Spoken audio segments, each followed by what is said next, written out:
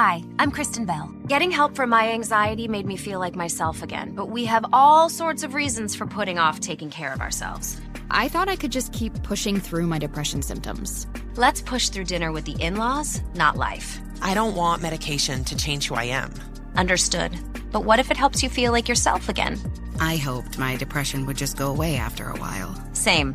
But for me, it was kind of like wishing away my taxes. I've thought about trying medication for my anxiety before, but I don't know where to start. I've got you. Through hers, you can get a prescription 100% online if a medical professional determines it's right for you. And through the Hers app, you can message them at any time. There shouldn't be a stigma about taking medication for anxiety. Start your free assessment today at forhers.com/care. That's forhers.com/CARE. Prescriptions require an online consultation with a healthcare provider who will determine if appropriate. Restrictions apply. See website for details and important safety information. Subscription required. Controlled substances like Adderall are not available through the Hers platform. Introducing Uber Teen Accounts, an Uber account for your teen with always-on enhanced safety features. They can request a ride when you can't take them. You'll get real-time notifications along the way. They can feel a sense of teenage independence. You can follow their entire route on a live tracking map. They'll get assigned the top-rated drivers. Thank you. You'll get peace of mind. Add your teen to your Uber account today. Available in select locations. See app for details. Welcome to the Giants Hangout podcast, a new podcast we've got on the Giants Podcast Network. Madelyn Burke, Jonathan Casillas, and Brandon London joining you today as we look ahead to the Giants Week 2 matchup with the Arizona Cardinals. Make sure to like, follow, subscribe. You can find the Giants Hangout wherever you get your podcasts or on the Giants mobile app. How you doing, fellas? How you feeling about Week 2? Feeling better than Week 1, that's for sure. You took the words right out of my mouth, man. It's like it's one of those things where I'm just like, last week I was all pumped up. You saw the energy flowing. Now I'm like, all right, let me just wait till kickoff. Like, yeah, right. That's not a bad thing. That's not a bad thing. Right, a lot more reserved. The anticipation is lower. Just gonna, chill a little bit. Because I was definitely here, and then I went down fast, and I stayed there the entire game. I think most of us did that. I think most of us did that, right? But you know what? I just want to give a special hat tip to Michael Eisen, who has been covering this team, writing about this team for years. And he pointed out that in 1989, the Pittsburgh Steelers lost at home in their first game of the season to Cleveland by a score of 51-0. They ended up finishing 9-7, won an AFC wildcard game. Also, 2 years later in 1991, the Detroit Lions began their season with a 45-0 loss to Washington.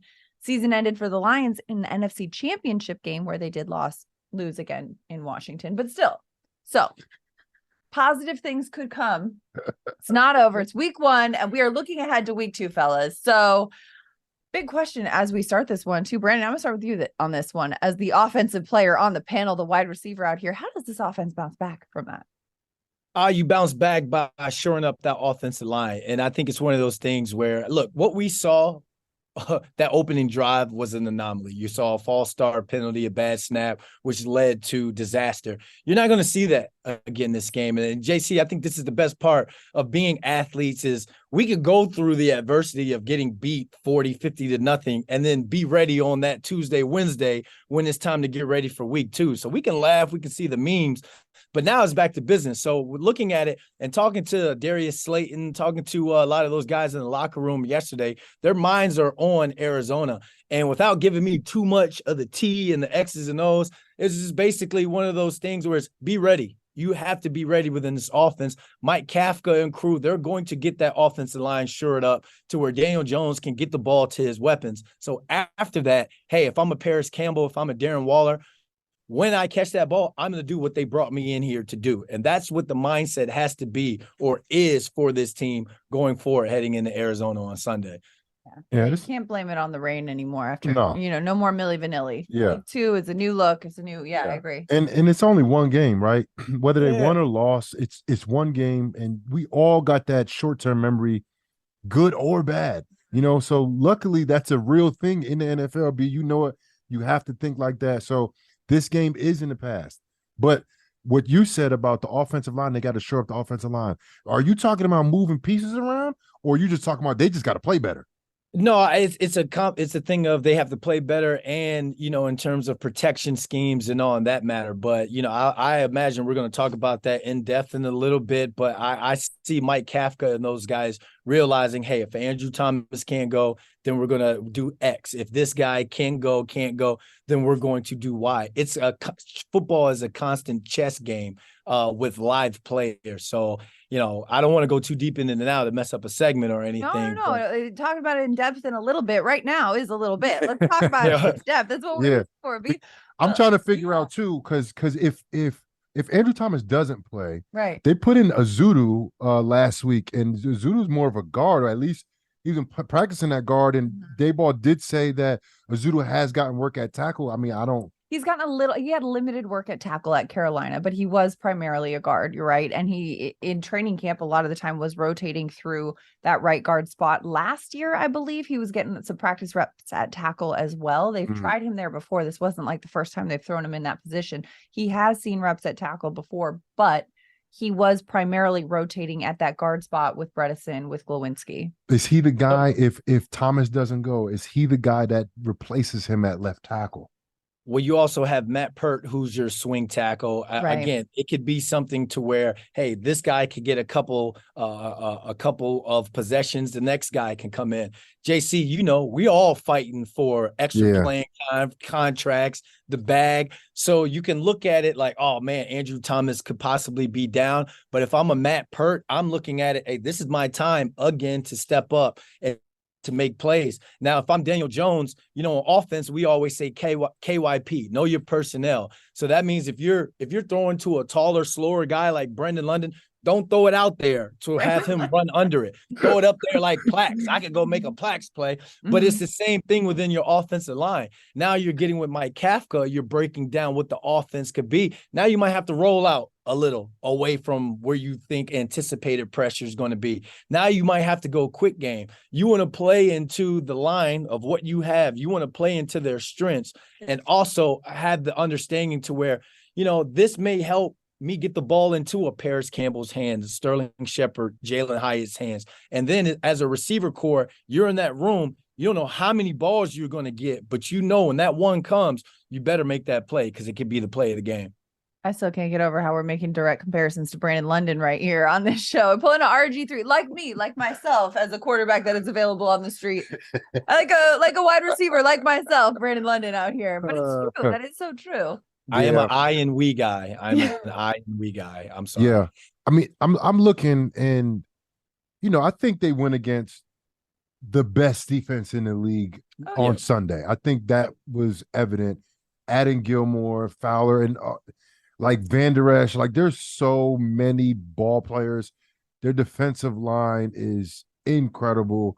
Odigizua had a great game. The Giants, this is what I saw, B2. I was the most disappointed I was from last week, which is what I want to see this week, especially on offense, is who's going to fight, right? Daniel Jones got hit when he threw the interception. I watched Michael Parsons run this guy down. One of the most athletic plays I've seen from a pass rusher, the way he exploded and chased Daniel Jones down towards the sideline. And it was borderline, B. It didn't look like it was all the way in. It didn't look like it was all the way out. It was right at the fringe.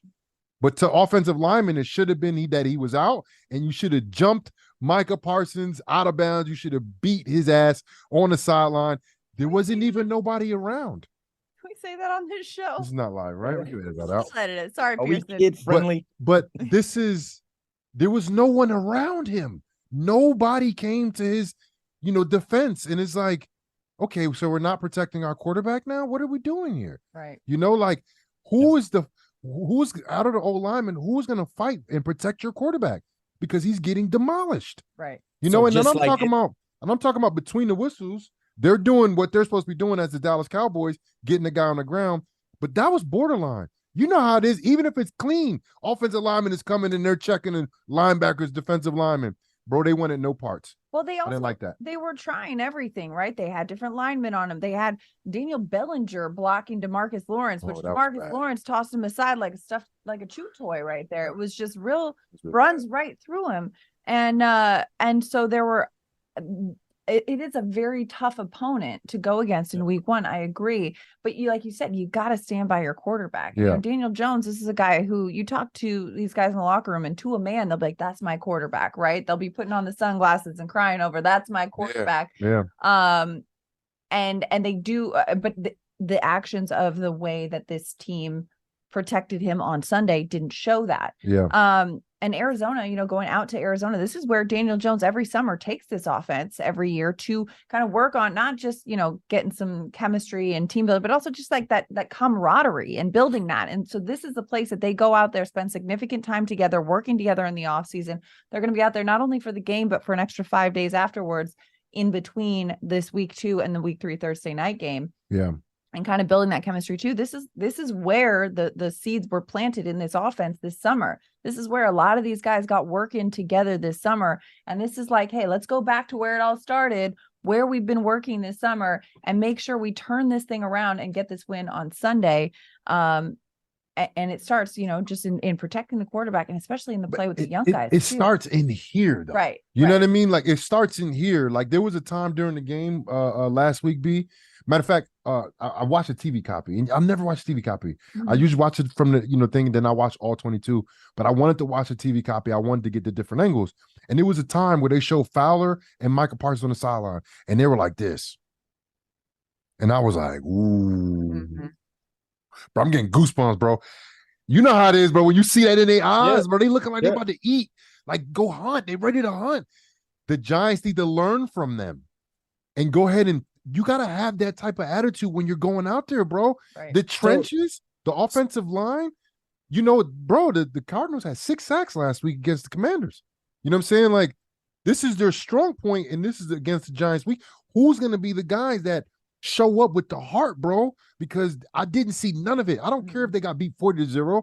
Stuff happens, you know, the block punt and all, block kick, the interception, stuff happens. But where is the fight? Right. And that's what I want to see. And that's what you start. Before you improve, you got to fight first. Mm-hmm. But that's not just something that they're just going to automatically develop overnight on the plane ride there. If you ain't got it by now, then you ain't got it. And I would imagine that all these dudes who've been through, you know, the work that every single player on that roster, from the best player down to the last man on the practice squad, you know, the work that that person's had to put in to get there. So with Madelyn saying, like, Arizona is the place where the seeds were planted, it's the perfect place to go back out and to fix everything. You know, we're doing seeds and you know, I'm no botanist and all that, botanist. Like plants, botanist. Thank you. I got that wrong on SATs. That's why I went to UMass. So, you know, this is where you prune it. You know, this is where you prune it. Now you go back and and this is the place. It's set up. It's storyline material right here to go back out there, play against a Cowboys JV defense. Because, like you said, Cardinals put up 6 on their own, but they ain't Michael Parsons and D. Lawrence and those guys. Yeah. Stephon Gilmore is and Trayvon Diggs isn't going to be out there. So this is where you fix it, or at least you take the step to fix it. And when it comes to that dog and having that heart, you don't want to see anybody get a 15-yard penalty, but you do want to see that. I do, actually. I would take a 15-yard penalty if it comes with a little bit of dog and bite. Yes. Wink Casillas. We can't play like that, man. I'm just saying. You can't give up the 15-yard penalty, man.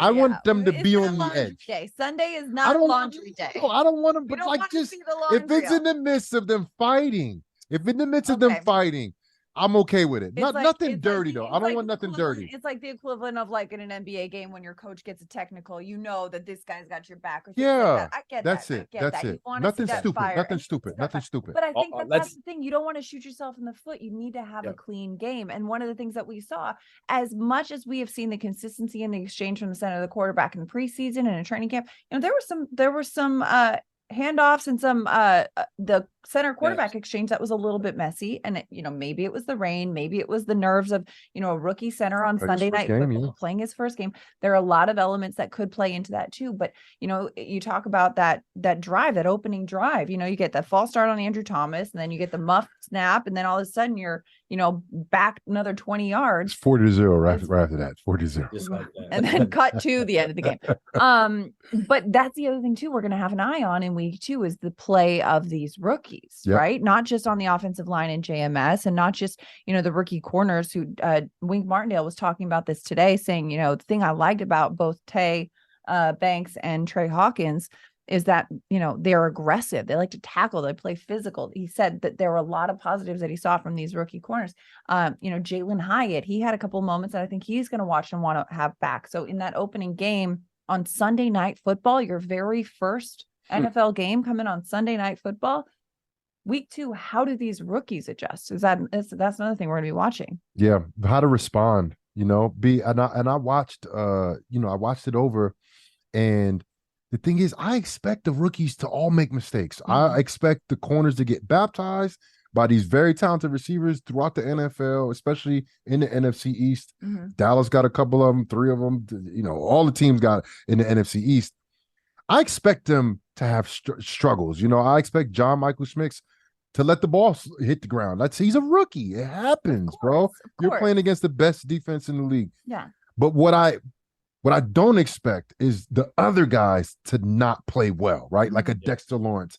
Dexter Lawrence should never be blocked one-on-one, right? I expect these rookies to get baptized and make mistakes. And the touchdown last week when Pollard scored, it was like the little toss. Okereke kind of overran it. But you know who was unblocked? Both of the rookies, both of them. The thing is, they just don't understand the speed of the game quite yet. This is expected, B, but they already exposed to, okay, this is how it got to be done. Like one of the motion guys that came over, that was Hawkins' guy. Right. And he just ran away. You're not a receiver. You just run away. You're not blocking nobody. You're just running away to the sideline.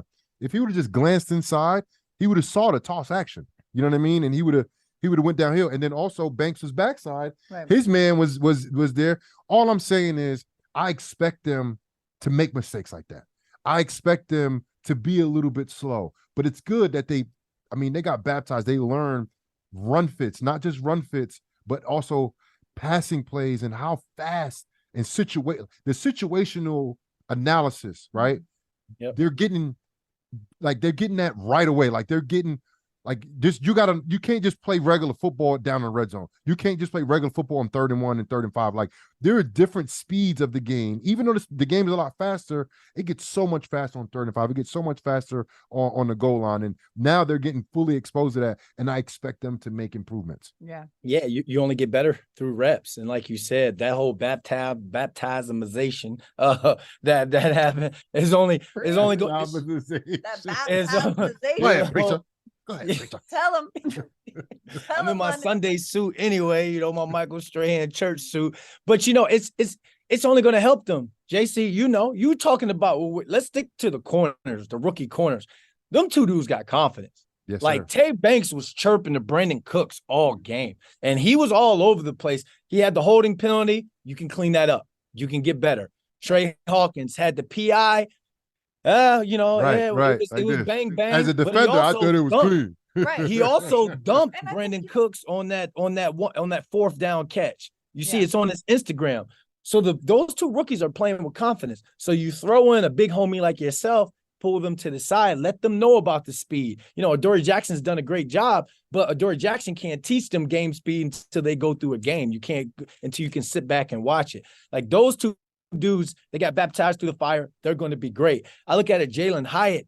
I think he needed more balls thrown to him. I think he needed more full speed, play action, deep ball reps because that's his skill set. That's what he brings to the offense. So we need to see a ball get in his hands early because he missed out on that opportunity last game of getting baptized and getting acclimated to the game speed as he's supposed to. Yeah, and he did have that one ball thrown to him that was a bit of a drop, and it was one of those moments, a little behind, but it was also one of those moments too. It's a big moment for a rookie, and you saw that happen in the preseason where he had a ball hit him, and then Tyrod Taylor the very next play is like, no, let's run this back, let's get right back on the horse. And what does he do? He creates separation and gets a touchdown. So I think the more opportunities he has to show, okay, this is who I am, and to kind of reevaluate that, he's going to grow into that role, right? The young guys there's a lot of ball game left, and they're going to be like a goldfish. And one of the things that, Wink Martindale pointed out today is what Dable said after the game on Sunday. You can't let the same loss beat you twice. Yep. Right. Yep. So you're taking that loss on Sunday.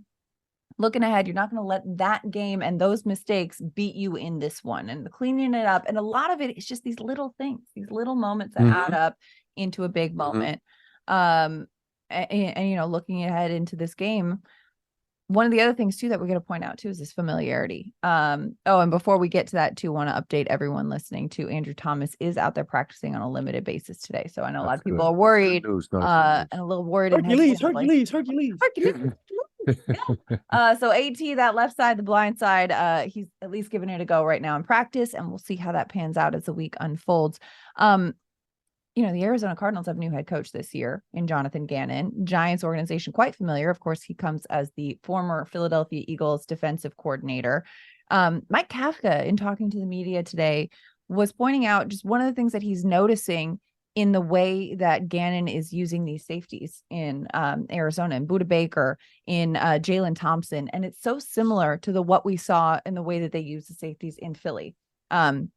The speed and on the perimeter, especially. How do you think that matchup is going to go? I mean, we've talked about how that in the trenches, and how, I mean, JC, you've pointed this out too, about how last week Arizona could send them and they, you know, sacked the quarterback 6 times against Washington, but that's just there. What about, you know, in that receiver matchup, Brandon, what are you looking at when you see that schematic familiarity, but also just that style of play in a team like Arizona? Well, Jonathan Gannon's over, and he also brought former Eagles linebacker coach Nick Rawlins, and he's now the defensive coordinator. They brought, a couple of their guys over from that scheme from Philly to step in and play right away. So there's a lot of guys that are already comfortable within that defensive scheme. When you're looking at it as from the pass game aspect of it, they sit in a lot of too high cover 4 type looks, and you're looking at it like, ooh, we got a chance to make plays. Yeah. If that offensive line can shore up, and we're talking cover 4 where those safeties are flying in that alley, you're thinking of route concepts like a pin concept where the inside slot runs the end, and there's that deep post from a Darius Slayton or a Jalen Hyatt. If it can get blocked, then Mike, my receiver coach, Mike, my receiver coach, my 2000. Mike Groh. No, not Mike Crow. Man, it just messed up my point. I'll get the name, but I'm just when naming we people used now. to have us draw Just up coaches. Mike Kozlowski. Coach Mike, he coached, but 2000 said he came back as the quarterbacks coach as well. Somebody asked somebody. You better ask somebody. Man, he worked me out at my pro day too. I feel Mike Sullivan. I know Sully. Yeah, I know Sully. Look, Claude, that's my name. I didn't know that was his first name. When you was like Mike something, I was like, Mike, I don't know. As soon as you said Mike Sullivan, I was like, oh, Sully. Sully. Yeah. So sorry for that. Go ahead. We used to write up, when we drew up a safety on the board, you put the $ there. Now, that cover 4, you're able to get deep up on these safeties. You get those speed guys. That should be money balls right there. You have to have it protected. So as a receiver, you feel good about the game plan. A lot of free access throws, hinge routes, stop routes, curl route, that sort of thing. You got some yak guys in a Paris Campbell, Sterling Shepard. So as a receiver, you feel great about this game. But then there's that but in the back of your mind. Are you going to take that route to 10 instead of 12 because you feel as though that offensive line is not going to hold up and let Daniel get to that fifth step with the hitch? So that's the only thing that can play in these guys' mind. But they know and feel as though they're going to make plays this Sunday. Are you worried if you're going into this game, like you said, playing in these guys' mind, Brandon, like coming off of Sunday? And I know we're trying to leave that in the past, but also part of that is that trust element, right? Like when you're going into something, you want to trust that, you know, you're going to do your job, your teammates are going to do their job, and not saying that nobody did their job, but you want to trust that things are going to work out as planned, as designed, as drawn. How do they reinforce that trust going into week 2? Well, Coach Coughlin used to always say no and know you know. So they're going to have the confidence within the scheme, within their route concepts. But like you said, it can play with you a little bit. If you're a receiver, you get up on a safety, you stick, you look back, Daniel Jones is scrambling, and you're thinking in your head, did I do something wrong on my route? I was the main guy on this route. I didn't get the ball. So then you go back, and then let's say you get a free access hinge route. It's a stop route at 12 yards. You don't get the ball thrown to you. It could have been a sack or he had to throw it away. It starts playing in your head. Now you're trying to make a play instead of letting a play come to you. So that's the only thing that comes to the receiver. Your job is predicated on the success of lineman blocking, running backs picking up, quarterback making that throw. So it's something that can get into your head later on in the game if you're not touching the ball on plays you're supposed to touch the ball. Yeah, and I think it starts in practice, like what's the attitude in practice? Are you guys on point? You coming early, like you showing that, okay, I understand what happened week 1. Yes, we do put in our pass, but we let it catapult us forward and not pull us back and let us get beat by the Cowboys twice. So it starts at practice. I know Dayball focuses a lot on practice. He always speaks about, the performance at practice. Let's see how it goes at practice. So I definitely think he's paying attention, in what's going on. But when I look at this team with the Arizona Cardinals, I look at the defense and I see a whole bunch of guys flying around, but I also see a lot of undisciplined guys, right? They hit Howell hard. They hit another guy hard, and they got late penalties, and they had 67 yards of penalties in the first defensive drive that they had last week against the Commanders. So what I would think that the Giants have opportunities to, counteract their aggressiveness on defense, because I like the way Budda Baker plays football. You take him any day of the week, right, B? That's the guy you would take any day of the week. Oh, yeah. And then you got guys, along that defensive front and also the linebackers as well, that looks like they just feed off of that. And they're just flying around trying to be like a Budda Baker. Like when you got a guy like that, you just like, how could I be more like this guy? You know what I mean? And you play like that. And I think that's what you're seeing from the Cardinals defense, but they're a little bit crazy. They're a little bit wild. They're hitting late, so I think the Giants need to go ahead and play, like you said, good football, like let's not be getting all the penalties, because that's what the Arizona Cardinals do. Like the Giants, I think, have an opportunity there to expose them a little bit, and Gannon, he understands the reason why the Eagles beat the Giants 3 times last year because of the rushing game. Right. So I expect Connor to get heavy doses of that run game, and I also expect him to try to do some play action passing off of the run game. Yeah. It's funny how he said, play clean football. Don't get any penalties earlier. Hit somebody. I want to see some dog in somebody. I'll take one early. I'll take one early. Moment, but I'll take one early. Yeah, Connor, last week, James Conner led the Cardinals 14 carries, 62 rushing yards. He also had 5 receptions, second on the team to Zach Ertz. So clearly Connor's going to be the workhorse for that squad. But you're right. Yeah, you gotta play a clean game. As much as Casillas wants to see them just mess it up. For example, like if Daniel Jones gets hit and it's very like, I expect a lineman to go ahead and decleat that guy and get a penalty. You know what I'm saying? Like, not go over there and be like, hey, man, lay off my quarterback. Like, what? But you could also, you know what I'm saying? You could also have those moments without getting a penalty. Right. I'm saying I just want to see the fight. Whether it's penalty or not, Madelyn, that's all I want. Like that preseason game, we saw Hottie and Aaron Rodgers chirping it back and forth, right? And that's not a penalty, but that's a moment to say, hey, listen, this is not okay. But that's just this. That's just that. I'm talking about like physically showing that you're there to fight for your quarterback, and I understand. But if you can avoid the penalty, we avoid the penalty. I get that. Showing that you're defending your quarterback is going to cost you 15 yards and could end up costing you the first down and could end up costing you the game. Then you're cutting off your nose to spite your face a little bit. I hear you, but at the same time, it has an impact. It shows a little bit more than just 15 yards. Okay. You know what I mean? Okay. Like, I understand you, and I don't want to get penalties. I want to play a clean game. But I would rather, I would rather than, they played a clean game, but Daniel Jones got hit late 4 times. I would rather them shut that down. So the quarterback's not taking late hits, establish like, we got my quarterback's back. Right. We will fight for you. Yeah. Then a clean game, Daniel Jones get hit late 4 times. Then you get hit late 1 time. And then all of a sudden we got a penalty and nobody's hitting them late again. You know what I'm saying? Like, that's the type of fight that I'm talking about. And maybe if it takes a penalty, maybe like the borderline. If it's borderline, it could have been clean. We appreciate the clarification, big homie. We appreciate the clarification. I appreciate Brandon calling him out on that one though too. No, I appreciate it too. I'm listening. Because that's the game that you gotta play. Like live on the edge, play on the edge, but don't hurt the team. But every now and again, when you're living on the edge, you might hurt the team. You might just hurt the team. You might. It is what it is. Brandon's over there like, I can't with y'all. I'm just taking it all in.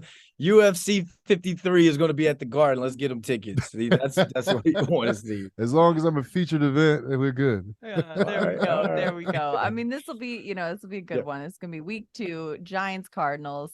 And we're looking forward to it. Absolutely. Every week this squad's going to be here looking ahead to these games too. Looking forward to it. Be London. I know you got to get back to your day. Casillas. I'm Madelyn. I don't know. That's a wrap for us. Giants Hangouts. Madelyn Burke, Jonathan Casillas, Brandon London. Find us where you get your podcast. Find us on the Giants mobile app. Like, subscribe, comment. Let us know what you think. Follow us on social media. All the good stuff. Giants Cardinals Sunday 4:05 kickoff. You don't want to miss it. Introducing Uber Teen Accounts. If you have a teenager, you probably drive them around a lot. Maybe you're even driving them right now. New Uber Teen Accounts are a parent-supervised Uber account with always-on safety features that let your teen request a ride when you can't take them yourself. Your teen gets to ride with a highly rated driver, and you get to follow along with real-time notifications and live trip tracking in your Uber app. Add your teen to your Uber account today. Available in select locations. See app for details. USDA Choice Chuck Roast, Aldi has it. USDA Choice Black Angus Sirloin Tip? Yeah, Aldi has it. USDA Choice Top Round Roast? Come on, need we repeat ourselves? Quality beef, great prices. It's an Aldi thing.